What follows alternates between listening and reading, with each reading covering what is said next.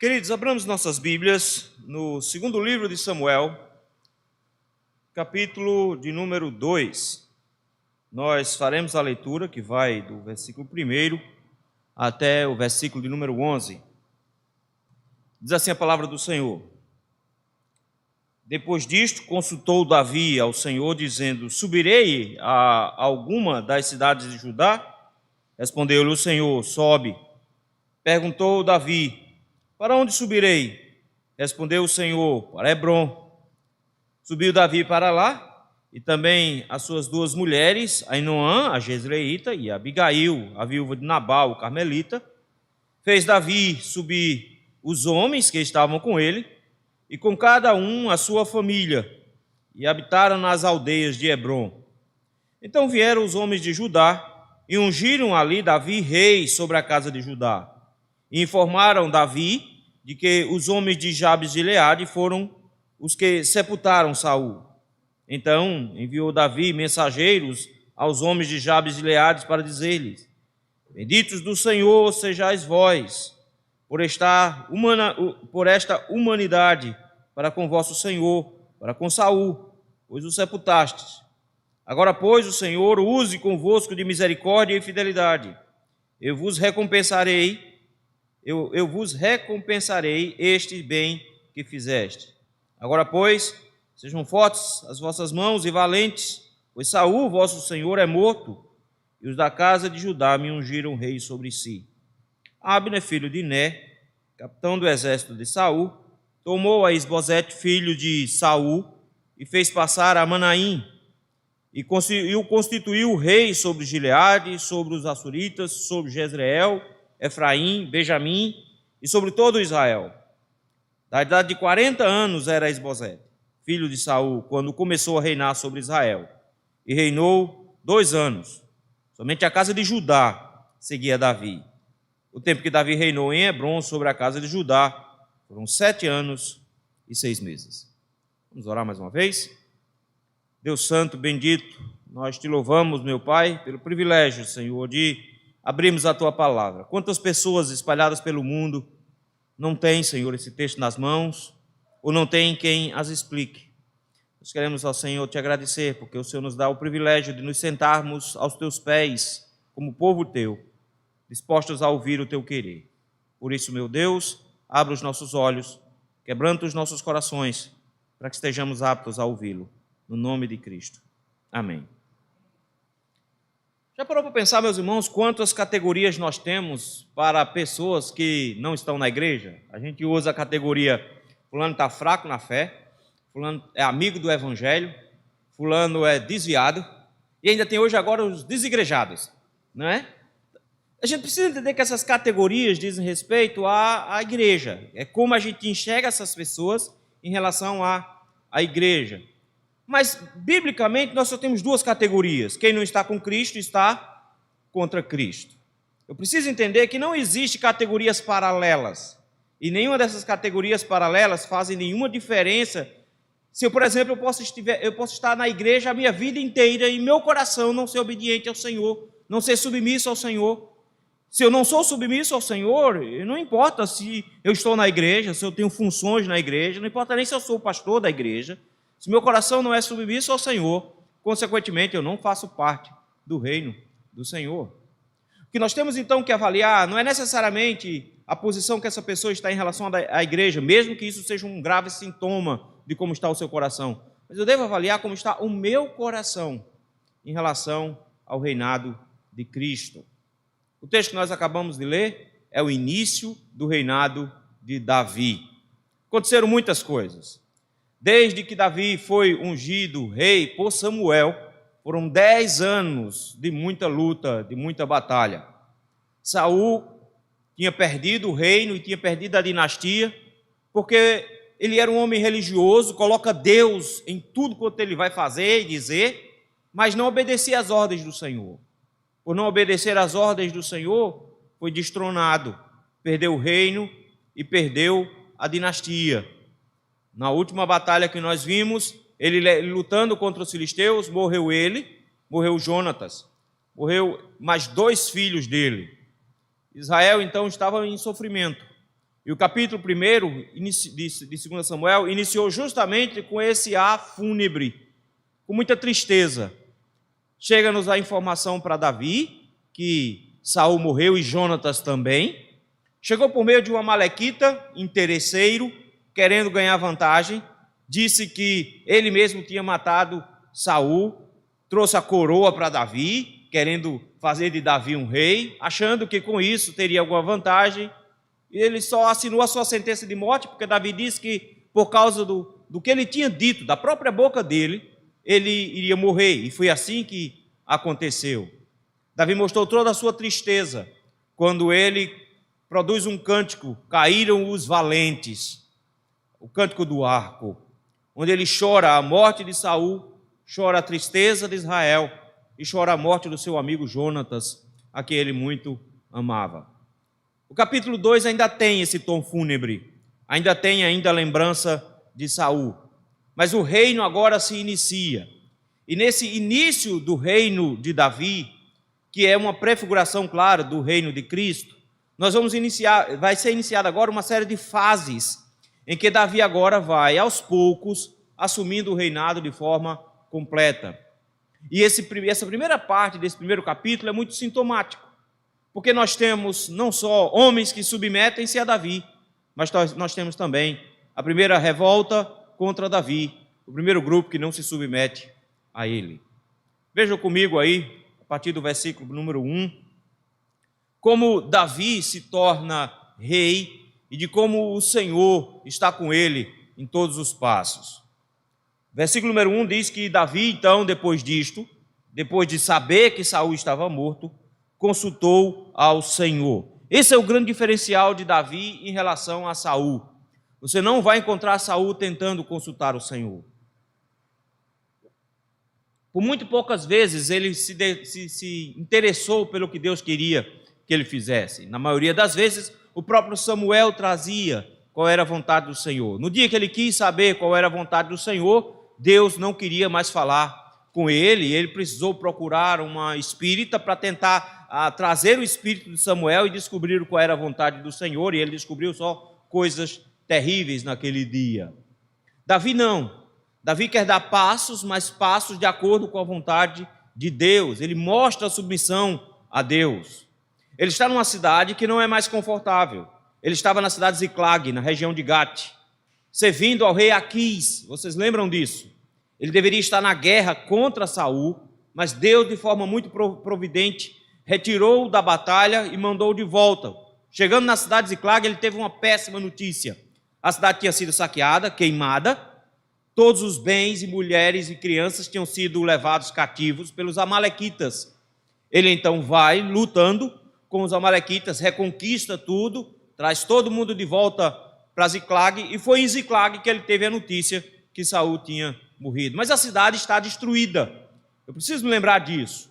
Ele tem muitos bens, porque quando ele saqueou os amalequitas, ele trouxe tanto dinheiro que ele conseguiu distribuir com outras tribos, mas ele ainda está numa cidade destruída, a cidade foi queimada. Davi sabe que agora não é mais o lugar de ficar na região de Gate, não é mais esse lugar. Mas para onde ir? Ele tinha Israel inteiro como opção para onde ir. Ele finalmente não precisa mais se preocupar com a perseguição de Saul. Finalmente ele pode livremente passear pelas cidades de Israel. Mas para onde ir? Belém, cidade onde ele nasceu, seria um bom lugar. Voltar para casa, voltar para os parentes ali por perto, seria bem interessante. Mas Belém é uma cidade inexpressiva. Até no Novo Testamento ela ainda é inexpressiva. Mas para onde ir? E ele faz a única coisa que um crente pode fazer na hora que precisa tomar uma decisão: pedir a Deus orientação. Davi tinha à sua disposição 2 homens, um chamado Abiatar, 1 Samuel capítulo número 11. Esse homem, após a cidade dele ter sido destruída, ele passou a seguir a Davi como um sacerdote e trouxe consigo a estola sacerdotal, onde ele tinha o Urim e Tumim e podia consultar ao Senhor. O texto também bíblico nos diz, em capítulo 23 de 1 Samuel, que havia um profeta que também estava seguindo a Davi, que também servia como orientação do Senhor. Ao que tudo indica, o que Davi consultou aqui foi o sacerdote. O profeta podia, em oração, ter visões e assim por diante, mas os sacerdotes geralmente traziam respostas curtas. E se você prestar atenção, a resposta aqui é curta, porque o Urim e Tumim só dava resposta de sim e de não. A pergunta de Davi é dupla. Primeiro é, devo sair daqui? A resposta é sim, saia. Para onde? A resposta foi para Hebrom. Deus escolheu que Davi fosse para a região de Hebrom. O que é que tinha de especial na região de Hebrom? Hebrom, meus irmãos, era a região do Carmelo, região que tinha sido herdada por Calebe quando entraram na terra prometida. E os irmãos se lembram que essa região tem dono, e o dono dessa região é Davi. Davi, quando casou com Abigail, esposa de Nabal que era herdeiro de Calebe.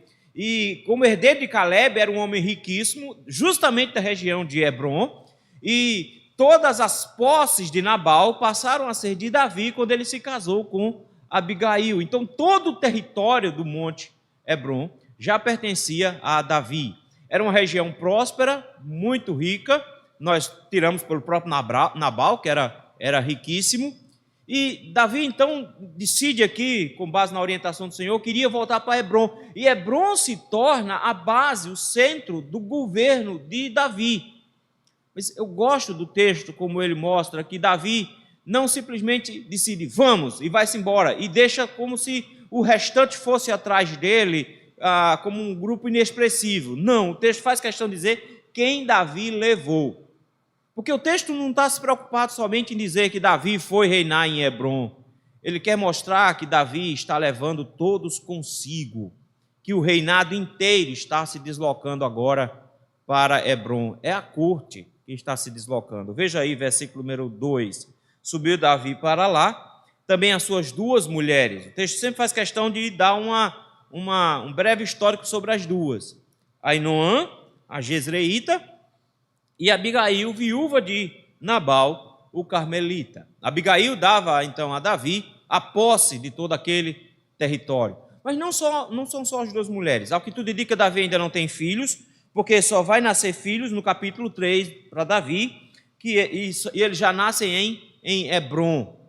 Então, ele leva as duas esposas, mas vejam aí o versículo seguinte. Fez Davi subir os homens que estavam com ele, cada um com a sua família, e habitaram nas aldeias de Hebrom. O início do reinado de Davi é fantástico, porque Davi não reina sozinho, ele não monta para si uma equipe do zero, ele já tem toda uma corte que o acompanha, e quando ele agora vai iniciar o seu reinado em Hebrom, todos vão com ele também. O início do reinado dele foi turbulento, porque ele sofreu perseguição, foi muito humilhado por 10 anos, mas agora que o Senhor entregou nas suas mãos os seus inimigos, ele agora pode reinar e ele leva todos consigo. É interessante como existem muitos paralelos entre a história de Davi e a história do próprio Cristo.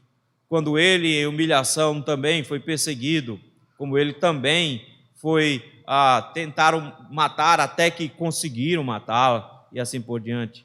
Mas a grande promessa que ele tem é que nós vamos reinar com ele, e nós estaremos com ele quando ele abrir os céus e tomar todo o seu reino de forma definitiva. Ele prometeu que nós íamos morar na casa dele, João capítulo 14.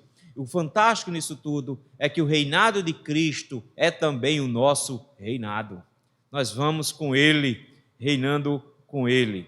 E em especial aqui o texto nos diz que quando ele chega na cidade de Hebrom, se instalaram nas aldeias que existiam naquela região. No versículo número 4, nós temos Judá se apresentando como aquela que seria a tribo que reconhece Davi como o ungido do Senhor. Todo Israel sabia que Davi era um ungido. Todo Israel sabia. A gente precisa deixar isso claro, que pode parecer o seguinte, não, eles estão escolhendo um rei do zero. Não, eles não estão escolhendo um rei do zero. Eles estão escolhendo um rei que já tinha sido escolhido enquanto Saul ainda estava reinando. Samuel tinha ungido rei ainda no início do reinado de Saul. Eles sabiam disso, Jonatas sabia disso, e essa informação se espalhou por Israel inteiro. Então, não era uma questão de que quem é que nós vamos escolher, já tinha sido escolhido. Judá, o que ele faz aqui é se submeter a esse rei. Judá se coloca à disposição desse rei. A primeira informação que nós temos de Judá é que os homens de Judá vieram e ungiram ali Davi, rei sobre sua tribo. Judá não está preocupado em fazer um reinado imenso de Davi. Ela não está preocupada em expandir o reinado de Davi para as outras tribos. A preocupação de Judá aqui é bem simples. Ele quer reconhecer que Davi é o rei. Submissão. Eles submetem-se a Davi. Eles dizem para Davi: nós reconhecemos o seu reinado e nós nos submetemos ao Senhor. Eles ungem Davi, mas o texto faz questão de mostrar que a unção ela é local. Foi Judá que decidiu isso. Isso aqui, meus irmãos, é o diferencial daqueles que são os reis e rainhas do Senhor. Aqueles que seguem o Senhor, a corte de Cristo. Eles são reconhecidos justamente pela sua submissão. O povo de Deus é reconhecido porque se submete a Cristo. O povo de Deus é reconhecido enquanto filhos de Deus, corte real do Senhor, porque eles reconhecem a Cristo como seu Senhor. Notou que isso era uma ênfase muito grande que se dava lá atrás? A gente fazia o seguinte, a gente dizia: você quer aceitar Jesus como Senhor e Salvador da sua vida? A gente falava assim, não era? Hoje a gente cortou. Hoje, você quer aceitar Jesus? É claro, quem é que não quer Jesus? Jesus é gente boa, eu quero Jesus. A gente cortou o negócio, porque parece que a única coisa que eu preciso é de salvação, que o Senhor está disposto a me salvar, e é ótimo isso. Mas não, existe um outro fator que implica na nossa salvação também: submissão ao senhorio dele. Nós temos que baixar a cabeça, baixar a crista, dobrar o pescoço diante das vontades dele. Eu não possuo mais vontade nenhuma. Todos os meus desejos, sonhos, anseios, todos os meus planos devem estar completamente submissos à vontade dele. Mesmo que o meu coração, os meus sentimentos me levem para o caminho oposto, eu preciso lembrar que eu não sou mais dono de mim mesmo. Eu me submeto ao meu rei. É por isso que quando um rapaz ou uma moça morre de paixão por outro ou por outra, e aquela paixão é avassaladora, mas que aquela pessoa por quem está se apaixonado não é um servo do Senhor, não está nos caminhos do Senhor e é uma isca de Satanás para destruí-lo, não importa o quanto isso possa trazer sofrimento, não importa por quantas noites o travesseiro vai estar molhado, quantos potes de sorvetes e caixa de chocolates serão necessárias para enfrentar essa situação, mas o crente, ele simplesmente não pode titubear. A decisão é não, porque o meu rei não deseja. Não importa se a proposta de emprego que você acaba de receber, ela dobra o seu salário, se as suas condições financeiras vão melhorar muito, mas se isso sacrifica o seu serviço ao Senhor, se isso sacrifica a sua vida espiritual, a sua piedade, se isso vai implicar que você vai se tornar desonesto, se isso vai implicar que você vai enganar outras pessoas, se isso implicar que você não vai ter tempo para servir ao Senhor, a resposta do crente é simples: não. Não, porque eu obedeço a um rei e eu tenho prioridades na minha vida. Os cristãos são conhecidos como a corte de Cristo, e a corte de Cristo reconhece-o como seu rei e Senhor. Nós vivemos para obedecê-lo. Esse é o grande fator da conversão. Nós nos tornamos crentes em Cristo, para que não mais vivamos nós, mas Cristo viva em nós. Mas eu acho bonito aqui porque, ao mesmo tempo que Judá chega e reconhece que Davi é o seu rei, Davi é o seu Senhor, e diz: nós estamos aqui submissos a Davi, reconhecemos a sua unção, reafirmamos a sua unção, eles trazem notícias sobre Saul também. Porque Saul, até onde Davi sabia, tinha sido largado o seu corpo no meio do campo de batalha. A única coisa que Davi sabia era que o que o Amalequita tinha dito, que Saul tinha morrido junto com seus 3 filhos. Ao que tudo indica, já tínhamos outras notícias, mas agora chegou uma notícia bem interessante, é que Saul tinha sido sepultado. Versículo número 4 diz que eles informaram a Davi, os irmãos que vieram de Judá, informaram a Davi porque os homens de Jabes de Gileade foram os que sepultaram a Saul. Nós já vimos isso quando nós estudamos o último capítulo lá de 1 Samuel, de que os homens de Jabes de Gileade se lembraram de que houve uma época em que eles foram ameaçados e que um rei tentou invadir a cidade, ameaçando que ia arrancar o olho de todo mundo, e Saul com o seu exército os protegeu e os expulsou esse rei, e eles ficaram gratos, porque Saul livrou a cidade de Jabes de Gileade. E quando eles souberam que Saul estava estendido no campo de batalha, eles se arriscaram bastante.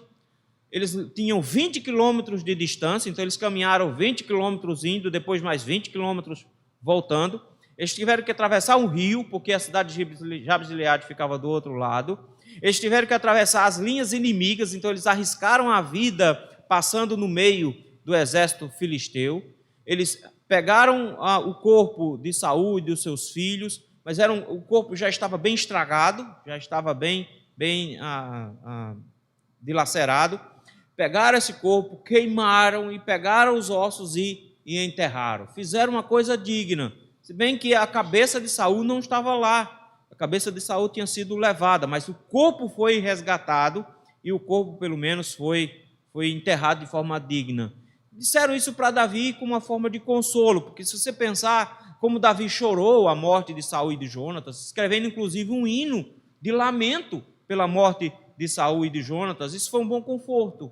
Davi, então, resolve escrever uma carta aos homens de Jabes Gileade. E essa carta aqui é fantástica, porque é uma carta que dá uma excelente oportunidade aos homens de Jabes Gileade. O texto diz que Davi enviou mensageiros a Jabes Gileade.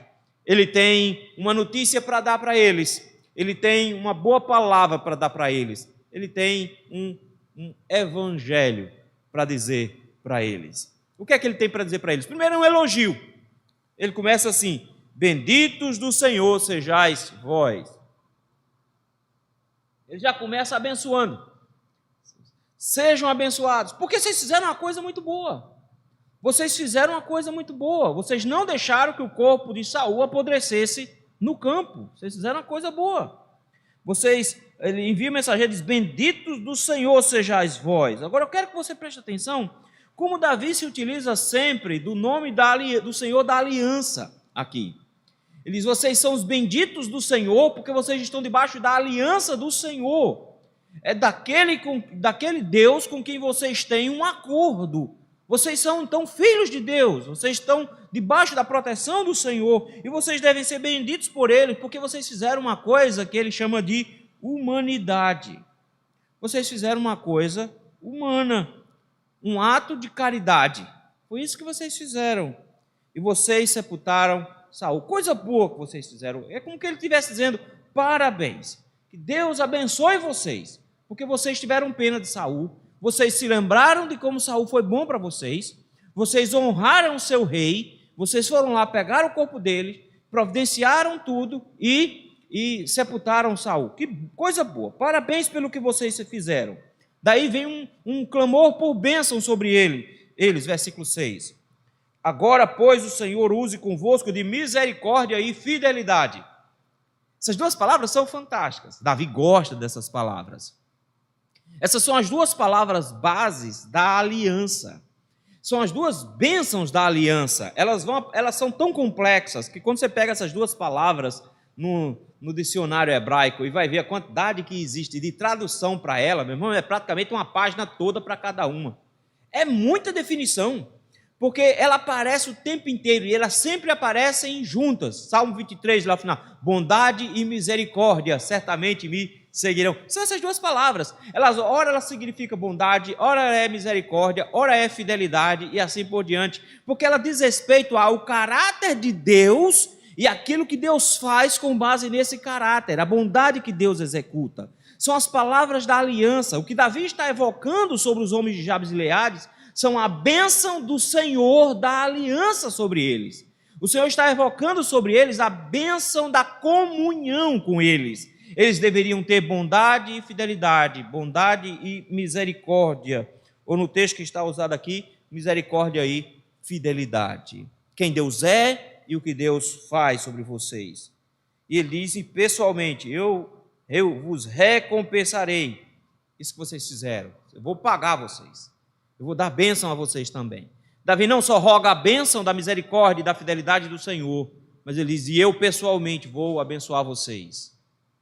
Só que a carta tem uma segunda intenção. A carta elogia, evoca a bênção, faz promessas, mas tem uma segunda intenção. Qual é a intenção?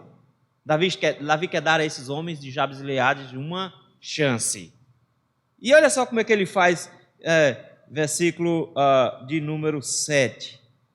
Agora, pois, sejam fortes as vossas mãos e sede valentes. Rapaz, essas duas palavras são bem interessantes, elas já apareceram lá atrás, estão lembrados?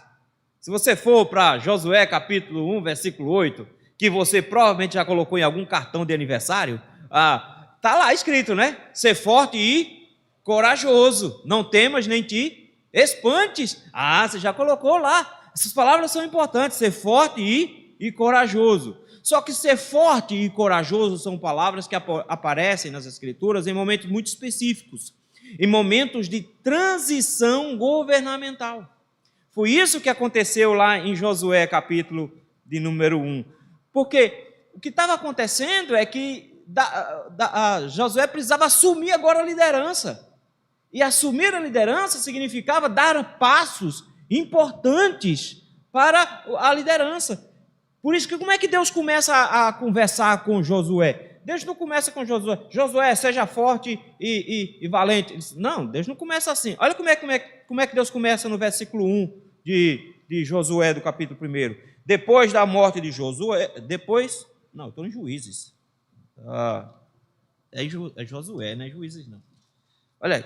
Sucedeu depois da morte de Moisés, servo do Senhor, que este falou a Josué, filho de Num, servidor de Moisés. Olha só, primeira informação, Moisés morreu. Moisés morreu. Que pena, estava todo mundo chorando, triste. Aí Deus faz assim, versículo 2, primeira coisa que Deus diz, Moisés, meu servo, é morto. Precisa disso? Sim, precisa. Porque não adianta ficar chorando, lamentando, não vai ver a ressurreição. Morreu, acabou. Não adianta vocês ficarem agoniados, desesperados, porque não temos liderança. Entenda uma coisa, morreu. Ele não é mais o líder de vocês. Moisés, meu servo, é morto. Dispõe-te agora, passa esse Jordão, tu e todo este povo, a terra que dou aos filhos de Israel. Daí então ele diz, ser forte, não te mandei eu, versículo 9, ser forte e corajoso, não temas nem te espante. Davi usa a mesma fórmula de Josué capítulo 1 e diz, olha aí a continuação do versículo 7, Saul, vosso senhor, é morto. Parabéns, vocês foram lá corajosos e pegaram o corpo de Saul, trataram, sepultaram, que coisa bonita que vocês fizeram, um ato de caridade mesmo. Parabéns, fico muito feliz com isso. Que o Senhor Deus da aliança derrame a bênção da sua comunhão sobre vocês. Que Ele derrame misericórdia e fidelidade sobre vocês. E eu, pessoalmente, gostaria de recompensá-los. Mas eu quero lembrar de uma coisa a vocês. Saul morreu. Saul morreu. Por isso está na hora de vocês serem fortes e corajosos. Encarem a realidade da morte e encarem uma nova oportunidade. Qual é a oportunidade? Ele diz, bem, Judá me ungiu rei. Eu sou o rei de Judá. O que Davi está fazendo é dando uma chance a Jabes de Gileade de reconhecê-lo como seu rei. Ele diz, do mesmo jeito que Josué foi colocado como substituto de Moisés, eu me coloco como substituto de Saul, ungido rei sobre Judá. Juntem-se a mim. É impressionante, queridos, que nós que somos os súditos do rei, nós também nos tornamos mensageiros do rei. Nós também vamos ao mundo trazendo a eles uma boa notícia. Nós também vamos a eles mostrando que eles precisam de algo novo. Que é bem verdade que eles fazem algumas coisas certas, mas que nosso desejo é que eles estejam debaixo da comunhão do Senhor. O nosso desejo é que eles estejam debaixo da misericórdia e da fidelidade de Deus, que o Senhor os abençoará e a própria igreja será uma bênção para eles, mas que nós temos uma chance excelente para eles, que eles precisam ser fortes e corajosos. Afinal de contas, está na hora deles trocarem de Senhor e escolherem a quem eles vão servir. Eles precisam reconhecer que Cristo é o Senhor e Rei. Eles precisam se submeter a Cristo. Que oportunidade, que boa notícia, que evangelho, quando o mundo não tem mais um rei para dar. O Senhor levanta o seu rei e se oferece como seu bondoso rei, recompensador, para estar com ele. Nós fazemos a mesma coisa. Nós somos esses mensageiros de Davi, os mensageiros que levam a notícia para o mundo dizendo: o meu rei te estende a mão. Você precisa ter coragem, você precisa ser forte para reconhecer o reinado do meu rei e se submeter a ele. Que oportunidade fantástica. Aí você pode dizer assim: então as pessoas não podem recusar esse rei. Aí você vai descobrir que não é bem assim. Como age Jabes Gileade diante da oportunidade de se submeter ao rei Davi? Eles recusam. Versículo de número 8. Por que eles recusam? Porque existe um homem chamado Abner. Abner, o texto diz que era filho de Ner, capitão do exército de Saul. Abner está lá desde o início ao lado de Saul. Quando Saul foi ungido rei, Abner já foi imediatamente empossado como seu general. Foi Abner que levou Davi até Saul quando Davi matou Golias. Foi Abner que o apresentou a Saul. Mas não só isso. Foi contra Abner que Davi fez uma exigência quando Saul estava dormindo no meio do exército e Davi com o seu escudeiro entrou, tomou a lança de Saul e saiu, e quando se levantou de manhã, ele gritou contra Abner, que Abner tinha sido incompetente e irresponsável, porque não estava guardando a vida de Saul. Então Davi humilhou, envergonhou Abner publicamente. Então Abner tem uma malquerência. Primeiro, porque Abner tinha acabado de perder o seu posto.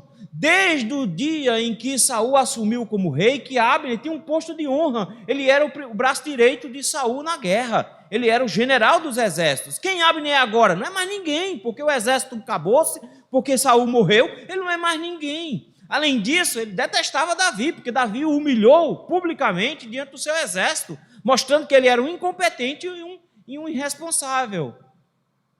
Abner nunca serviu a Saul por amor, ele sempre serviu a Saul por interesse. E o que é que ele tem aqui ainda? Interesse. Ele perde muito agora.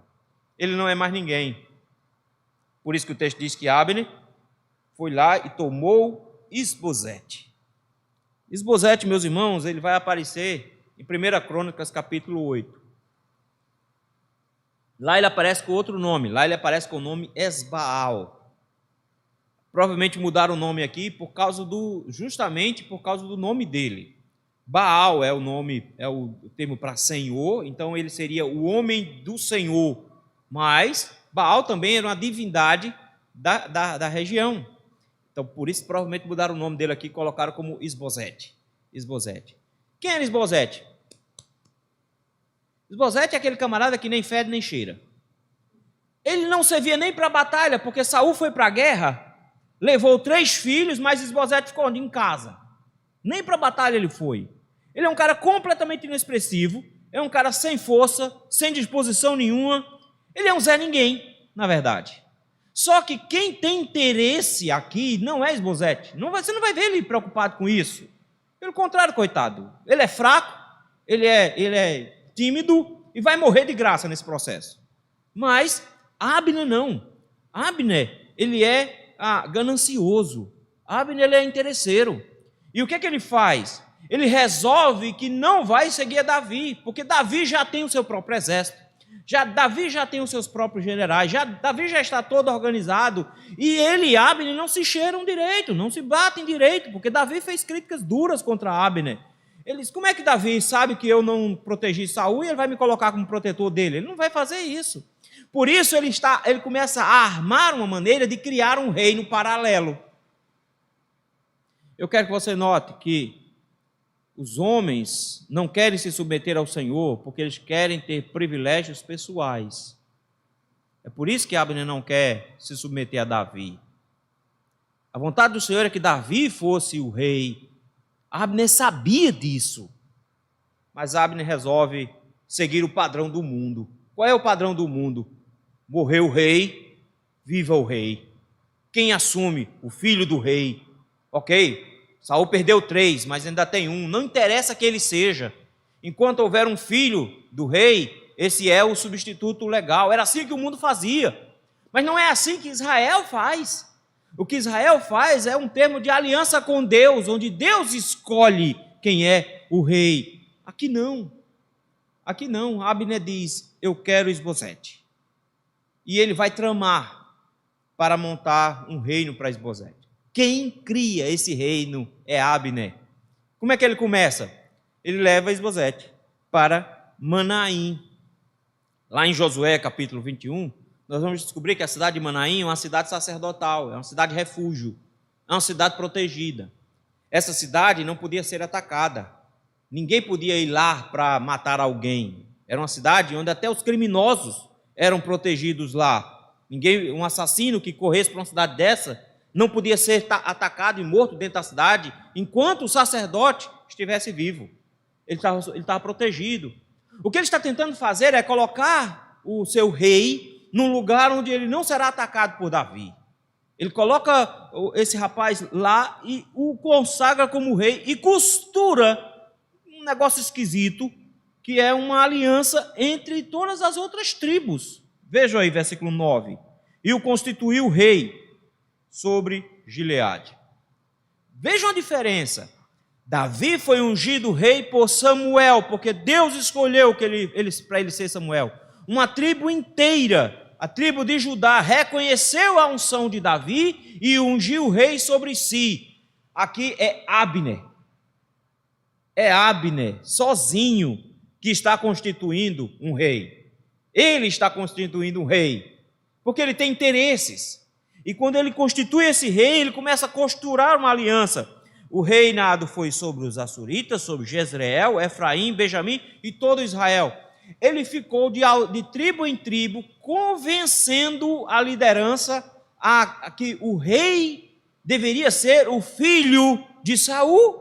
Ele saiu convencendo que todo mundo faz assim. Em todos os lugares do mundo, quem substitui o rei morto é o filho do rei, é o seu herdeiro legítimo. É uma herança. Por isso eles deveriam assumir que ele tinha um rei. Ele não está querendo honrar Isbosete. Ele está querendo poder para si. E ele demora para fazer isso. Ele levou pelo menos 5 anos fazendo isso. Olha aí. Davi tinha cerca de 30 anos de idade nessa época, mas o texto faz questão de dizer quantos anos tinha o filho de Saul. Ele tinha 40 anos. Aí o texto diz assim, ele tinha 40 anos quando começou a reinar sobre Israel. Mas olha que notícia triste, ele reinou por 2 anos só. 2 anos só. Somente Davi, somente a casa de Judá seguia a Davi. Não tinha muita gente seguindo a Davi, era uma tribo só. As outras abandonaram Davi. Essa tribo de Judá nunca abandonou Davi. Porque mais tarde, quando Saul morrer, você vai ter Roboão se erguendo como rei. E Roboão era um estúpido, não prestou atenção no que deveria falar e dividiu Israel. Jeroboão pegou as 10 tribos e formou o Israel à parte. Judá, junto com Benjamim, foram os únicos que ficaram ao lado de Roboão. E ficar do lado de Roboão não é porque eles que a gente gosta de pagar imposto e Roboão disse que vai cobrar mais, então a gente quer ficar aqui. Não, eles ficaram lá porque eles disseram, nós somos fiéis a Davi. E foi isso que Jeroboão disse, a partir de hoje, nós abrimos mão da herança de Davi. Judá sempre esteve ao lado de Davi, sempre esteve ao lado. Afinal de contas, é da tribo de Judá que viria o leão, que seria o rei eterno. Eles estão do lado do rei sempre. Mas nesse caso aqui, O texto diz que as outras tribos não seguiram, porque tinham interesses envolvidos. Davi reinou em Hebrom, sobre Judá, por 7 anos.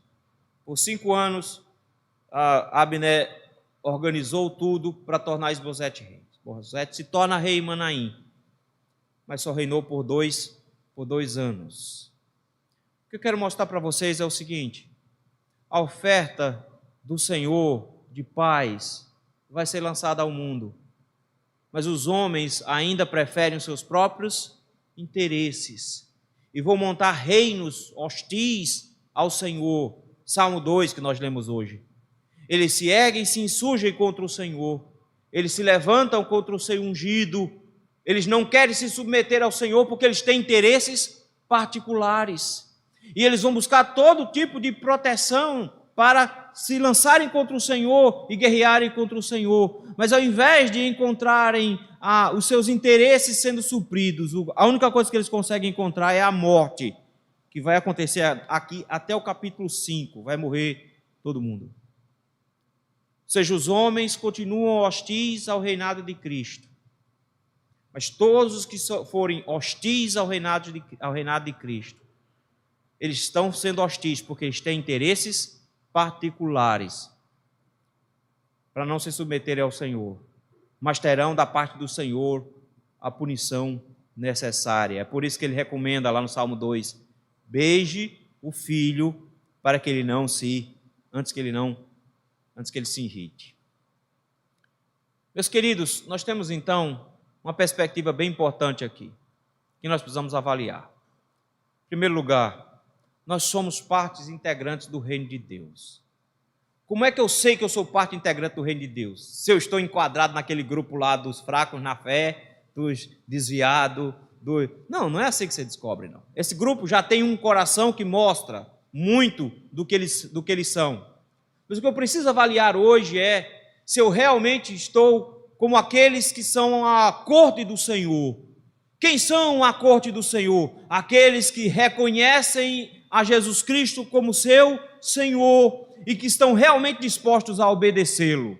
Aqueles que estão realmente dispostos a seguir no caminho do Senhor, fazendo a sua vontade.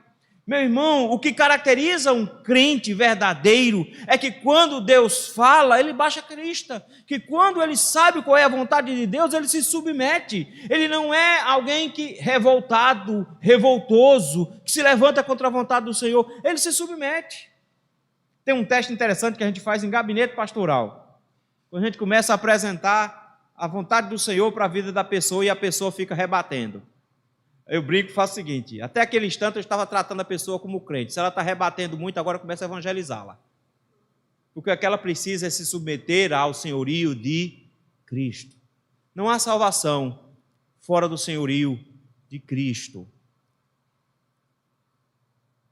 Por isso o convite que eu preciso fazer para vocês hoje é: avalie o seu coração. Como você se submete ao senhorio de Cristo? Porque a corte de Cristo se submete a Ele, o reconhece como seu rei, obedece às suas ordens, estão dispostos, como Davi, a consultar o Senhor para saber qual é a sua vontade e obedecer ao Senhor quando descobrem a sua vontade. Que fantástico é que todos aqueles que são parte da corte de Davi se tornam, de Deus, em Cristo, se tornam também mensageiros dele. Nós temos uma mensagem para o mundo. Nós temos que dizer para todos aqueles grupos lá, os fracos na fé, os desviados, os amigos do Evangelho, nós temos que dizer para eles o seguinte: ok, vocês estão vivendo uma vida bem legal, vocês acham que podem até estar andando direitinho, porque o pessoal que é simpatizante do Evangelho, eles são quase tudo, menos crente, né? São quase crente. Que coisa fantástica, não é? Não, você precisa saber uma coisa, meu filho.